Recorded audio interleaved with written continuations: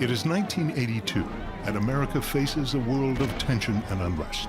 The single greatest threat remains the Soviet Union. Here you had these old men, this decaying infrastructure, but still with the great weapons of war. It was a dangerous time. A lot of suspicion, a lot of hostility. On the simplest issues, no one wanted to yield an inch, a millimeter. Ronald Reagan seeks a leader to steer America's foreign policy. He finds a man of unique experience for these troubled times. His name is George Shultz.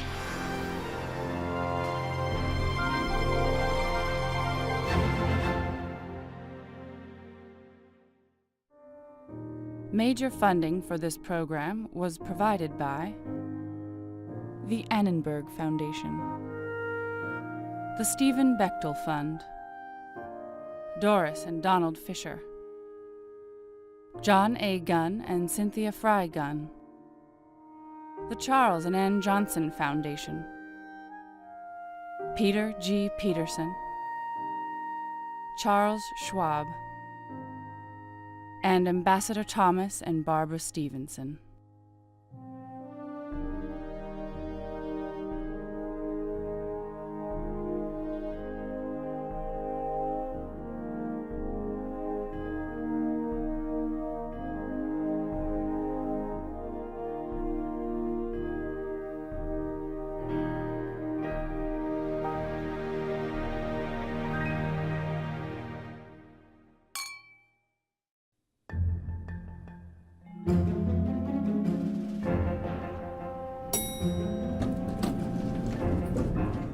At a moment of rising global tensions, President Ronald Reagan has accepted the resignation of his Secretary of State, Alexander Haig. The man being summoned to take over the State Department is someone who has already had an amazing career. He has been a free market economist, a presidential confidant, and a dean at a prestigious university. He has been president of a worldwide corporation, has been on a first-name basis with heads of state, has managed the nation's treasury, and has already held 3 cabinet posts. The local subcontractor. His is a very American story, grounded in old-fashioned commitments to integrity and service. It is a story of passionate dedication to doing good and faith in the power of honesty and hard work. In spite of his resume, most Americans know little about George Shultz. But they soon will. As he flies at supersonic speed back to meet with Ronald Reagan, George Shultz knows what the job he's being offered will mean to privacy and time with family. But it is a call to service he cannot refuse.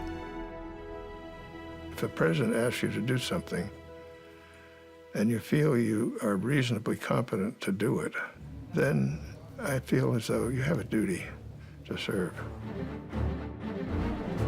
George Shultz will become Secretary of State at a time of escalating world tensions. Relations with America's great rival, the Soviet Union, are at their lowest point in a decade, and the Cold War has returned with a vengeance. After 2 years of fighting, Soviet troops remain locked in combat in Afghanistan.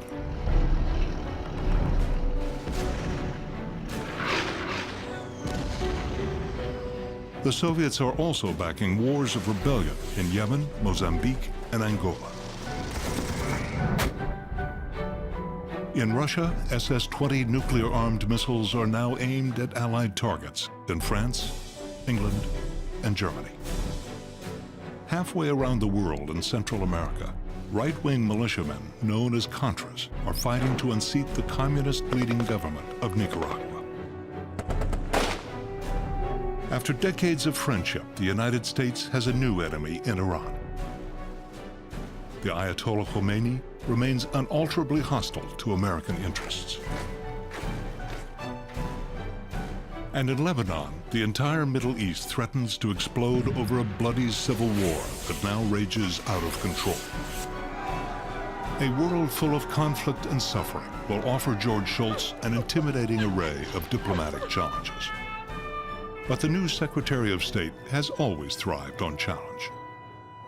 Most agree that Ronald Reagan has made a sound choice.